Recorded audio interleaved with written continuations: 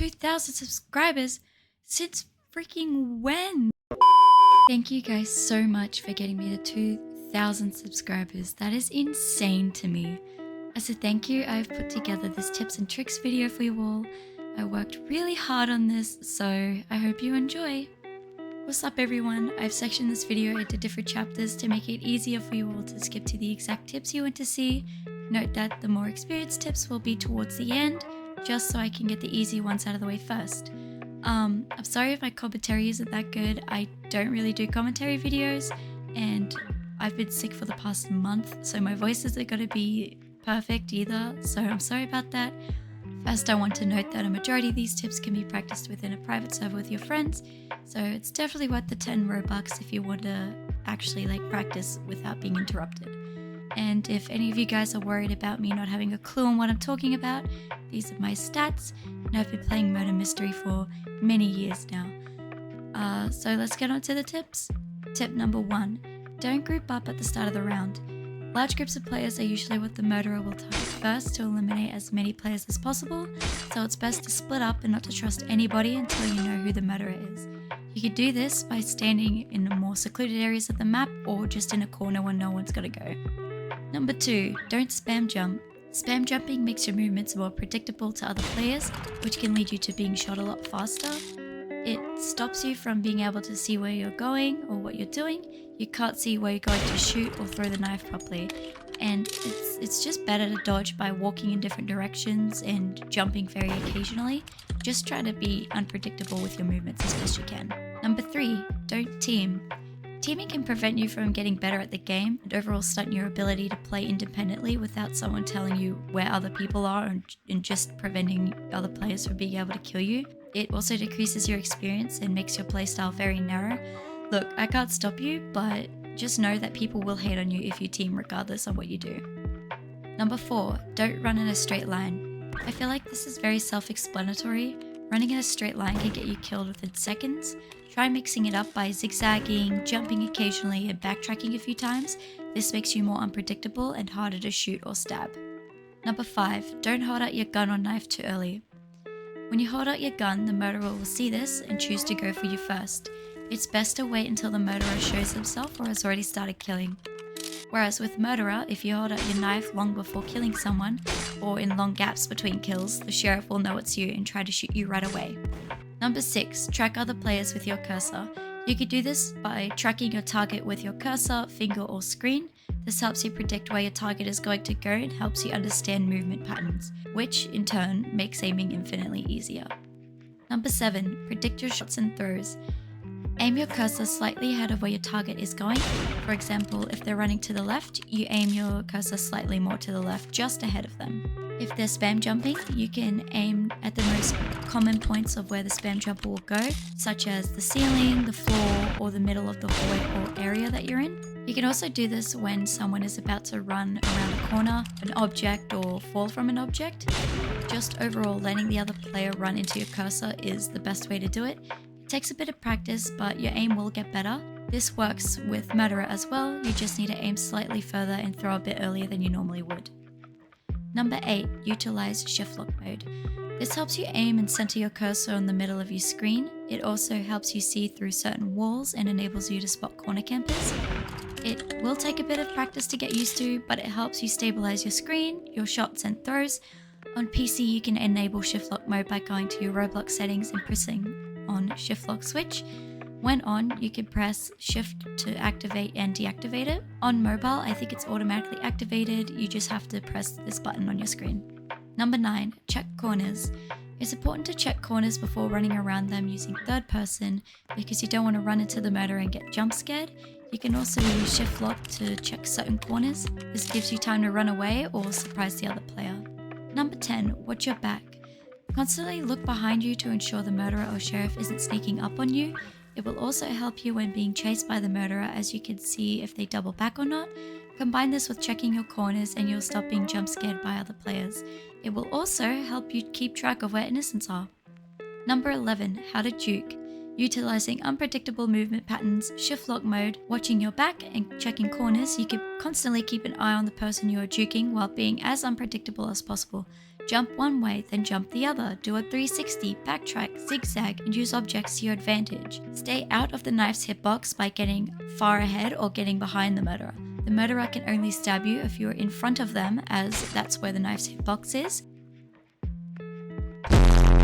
Just don't repeat the same moves back to back, or else they'll be able to predict where you're going to go. It doesn't have to be perfect, anything to keep you alive works, and it just takes a lot of practice, so don't give up. Tip number 12, track other players' footsteps. This is something I learned from Flee the Facility that translates really well into MM2. For those who don't know how to track footsteps, just stand still and listen for stepping sounds. If it's coming from your left side, that means the player is on your left. If it's coming from both headphones, it means they're either in front or behind you. The louder the steps are, that means the closer they are. Now, if you don't have headphones or surround sound, what you want to do is listen for how loud the steps are while rotating your camera or screen. When it gets louder, that means that they're in the opposite direction, if that makes any sense. Keep in mind that it's a lot harder without headphones or anything, so it's just best to get a pair, even earphones work too. Number 13, predicting map rotation, aka where other players will move to.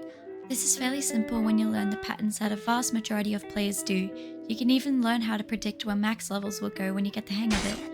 I just want to note that every round will be different, but there will be similarities that you can learn. This is just one example of map rotation. Firstly, you want to look at where a large portion of players are running. As Sheriff, you can guess that they're running from the murderer. You can then run around the map and shoot them from behind to catch them off guard. As Murderer, you can guess that the Sheriff is either with them or on the other side of the flock. If you see innocents flocking a certain way as Murderer, you can predict that they'll keep running in that direction so you can run around and catch them by surprise. The way you move is completely up to you. Again, this is just one example. Number 14, stay calm. The trick with MM2 is to stay calm. When you stay calm, your hands are less shaky and your mind is clearer. You can make better plans and make better game decisions and better movements. If you're being shot at, don't panic as the person with the gun has to reload. You can take this time to calm down and push that other player. Overall, just relax and breathe. Number 15, learn the maps.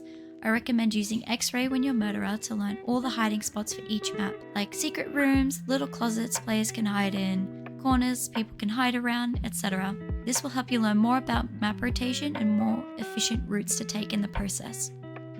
Now, these tips I'm about to share are, from what I could tell, quite rare. I rarely ever see these in any videos I've watched, but hey, I could be wrong and I just look like an idiot right now. Number 16, beating corner campers. Now, I want to state before I continue that corner camping isn't necessarily bad. It's pretty much unavoidable and it's a fairly good strategy to not get shot for new players. So learning how to counter it is more effective than just complaining and bullying the other person about it. Remember, all players start from somewhere and everyone who's played MM2 has done it at some point. To beat corner campers, you're pretty much just applying the more recent tips into your gameplay. You can do one of three things. You can approach the corner camper by pushing them every time they're reloading, by dodging and being unpredictable with your movement. You can stay in the middle of the hallway or the space that you're in to bait them out and shoot them. Or you can loop around the map and shoot them from another angle. You could try all options in the same round as well if you want to catch them by surprise by pretending you're going to do one strategy and then you're just going to do the other.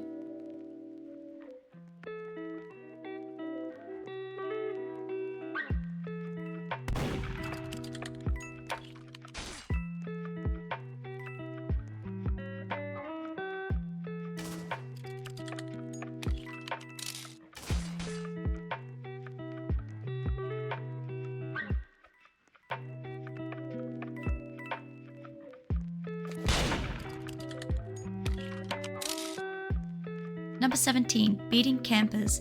Now you can beat campers by doing two things. The first one is to run off and collect coins. This could trick the murderer into thinking you don't know where the gun is and then they might start chasing you. Once they get into a dedicated chase with you, you can loop around the map, grab the gun and shoot them. The second way you can beat them is by catching them off guard. You can do this by juking the murderer, sneaking up behind them or rushing them when they least expect it. By the time you've grabbed the gun, you've already shot them or you've gotten to a safe distance. The trick is to stay out of the knife's hitbox.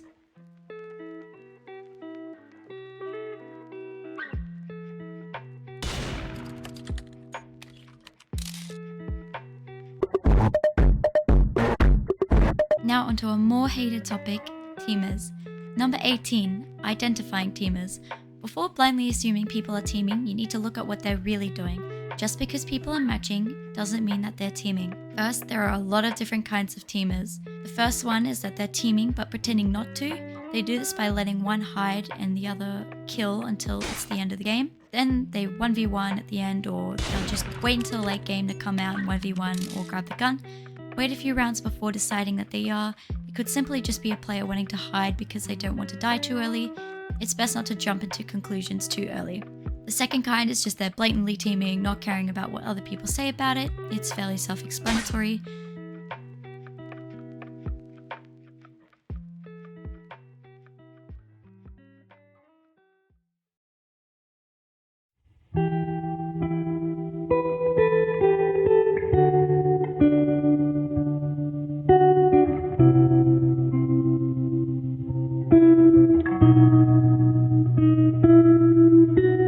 Then the third are the teamers that will snitch on other players and try to shoot the innocents so the murderer will win. Also fairly self-explanatory. Now keep in mind that there could be multiple different types of teamers in the one set of teamers. They can combine strategies and all that sort of stuff. Number 19, beating teamers. There are a few ways you can beat teamers. The first way is to grab the gun before the other teamer does. You could do this by keeping a close eye on the sheriff while they're playing. The second is by rotating against the teamers. You could do this by listening to their footsteps and mind gaming them by running in different directions that they don't expect you to. The goal is to keep behind the teamers where they don't know where you are, or get so far ahead that they can't catch up no matter what they do. There is a problem when doing this though, as they might try to pinch you into a certain location and kill you at the same time. If this happens, always run towards the teamer with the gun. It's easier to dodge a bullet than to dodge a knife-wielding maniac using an ice wing with a hitbox the size of China. The third and most amusing way is by leading the murderer to the other teamer and sacrificing yourself by getting yourself and the other teamer stabbed. Most of the time, it's not worth the hassle, and it's better to server hop and not have to deal with the stress, especially when there's more than two. Now my final tip isn't exactly a gameplay tip, it's more of a mindset tip. Number 20, if you die, that's okay. It's okay to die in MM2. Even the best players don't win every single round. Don't put that much pressure on yourself, it will make the game less fun. Enjoy the game as it is, and don't rush your progress. It takes time to get better, and you can't expect to get better right away. Just breathe and take a break. So that's it for my general tips for this video. Please note that you're not going to somehow magically get better at the game after watching this video. It takes a lot of practice to get better, and I plan on making more tips and tricks videos in the future. So if you have any questions, feel free to leave a comment. Again, thank you guys so much for making me hit 2,000, and I'll see you all in the next one. See ya.